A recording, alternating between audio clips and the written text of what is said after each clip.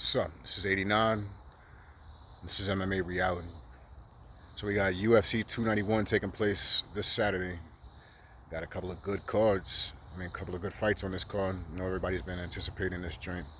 Nobody expected UFC 290 to be as good as it was, so hopefully UFC 291 will live up to the expectation, right?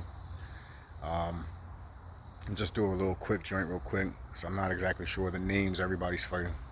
I can't exactly look at it right now. But we'll start with Derek Lewis versus that Lima dude. And I don't know, shit. Derek Lewis has been on the, what do they call it? The decline now for some time. He never really had his heart into it. Anybody that plays duck, duck, goose, and chicken and shit in the ring, acting like they're injured just to throw off a bomb. That's not fighting. You know what I'm saying? He's always been that guy, though. Just to show up, he's quite entertaining and all that, but he ain't got his heart into it. If he did, he'd be a lot better shape when he came into the ring. He took it that much serious. So, I don't know. I would say that he's going to win against that guy, even though I believe the other dude has faster hands. Stephen Thompson, anytime he's fighting, it's always going to be fun to watch.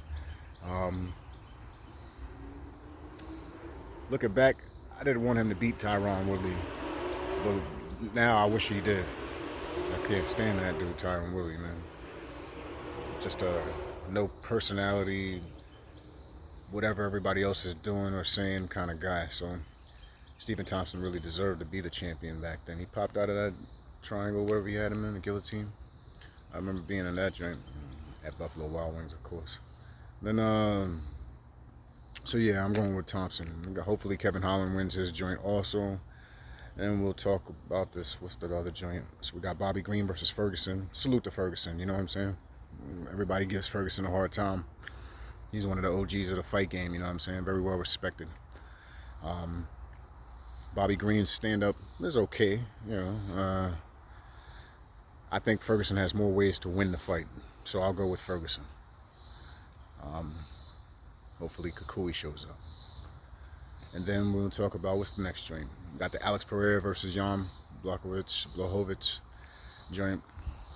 Jan's never really impressed me. I think he got his shine off of knocking out Luke Rockhold, who has a glass chin.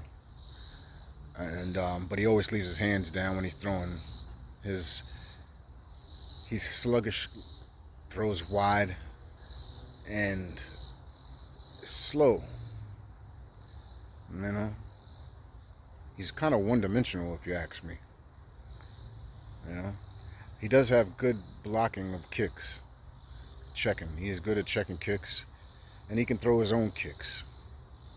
He can sit in the pocket and throw some kicks, and he has power. I just don't look at him as anything special. That's all. So Alex Pereira doesn't have any takedown defense at all. And also, I don't think he's willing to even engage in trying to take anybody down. So, here we go, right? Perfect recipe for a takedown. Sit on top of his ass each round, and boom, you win.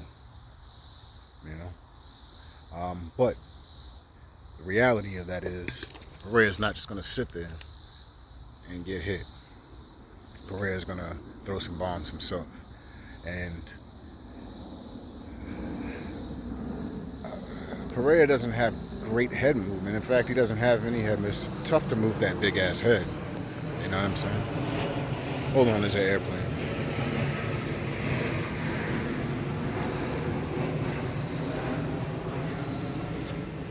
But yeah, it's tough to move that big ass head. So, I don't know. He's heavy-handed, and he throws in combos. Ultimately, I guess I got Alex Pereira winning that fight just because I don't think Jan has the necessary stand-up skills to engage with Alex, and I don't think Alex is going to be that easy to take down, especially in the first round. There's no sense in trying that because you're going to get caught with something. You're going to get caught with a kick. This should be a good fight. I'm not taking nothing away from Jan. It's just Jan kicks and checks kicks. fighting one of the best kickboxers that I've ever seen. Not that I watch kickboxing, but Alex Pereira is nasty. He's nasty at those kicks, and he's nasty at those hands, man. So I just got him winning because I don't think Jan's gonna try to take him down. Not at the beginning of the fight. They're gonna have to exchange. Anyway, so I'm gonna go with Porrier, and then we got the BMF joint. So it's fair that the belt is gone out of Gamebred's hands because it should have been Nate Diaz's belt in the first place. That's what it was made for. It wasn't made for Jorge Masvidal. That belt was so that Nate Diaz could get a belt. And then he didn't represent it the right way either. You know what I'm saying? Just act like unclassy individual all the time. And let that get to his head. That whole Askren thing. He never acted like that before. Or maybe he did. I don't know. I never liked Jorge Masvidal. I thought he always tried too hard. Kind of like the new Conor. You know what I'm saying? Or Conor as of the last couple of fights. Trying too hard. It was more of eloquent when he came naturally. But anyway, so yeah. But we got Dustin Poirier versus Gaethje, and that's tough money. You know what I'm saying? The first time they fought, 2018, Poirier won by TKO, and that's because Gaethje is sloppy. Gaethje always just throws with whatever. He doesn't give a f about. He does have good technique. It's just he's reckless. He's reckless, and he leaves himself too open to get hit. And any sharpshooter is going to eat that up. You know what I'm saying? And I would say that he impressed me a lot when he fought Fiziev because that dude throws nothing but bombs. If I'm not mistaken, Fiziev might be the biggest puncher in that 155-pound division, and that's saying a lot considering Michael Chandler is in that division. And when they fought, Gaethje threw back. He did what he needed to do to win. You know what I'm saying? He won that fight. He tagged him up, but he realized that dude. There's nothing to joke around with. His power trumped his. He knew that. So he had to do what he had to do. But yeah, and then Poirier, I looked at his record and I just was like, damn, it's not like I forgot, but Poirier, he don't lose for real, for real. You know what I'm saying? Either one of them dudes lose to rarely anybody. They lose to the who's who in the division. You know what I'm saying? Champions for the most part. So, I don't know. I think that Gaethje has made vast improvements since the first time that they fought.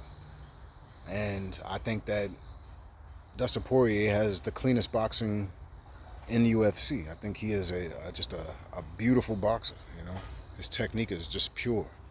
And the way he unleashes his combos is second to none in the UFC when it comes to that. Very accurate. Volume puncher.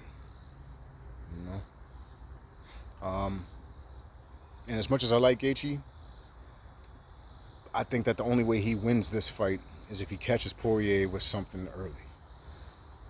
Other than that, Dustin's going to come on strong. You know what I'm saying?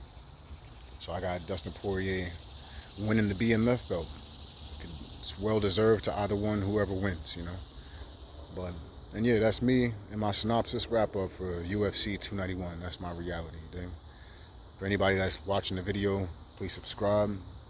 I'll bring as much content as I can. And later on, I'll be talking about the Errol Spence Jr. versus Bud Crawford fight. All right? Peace.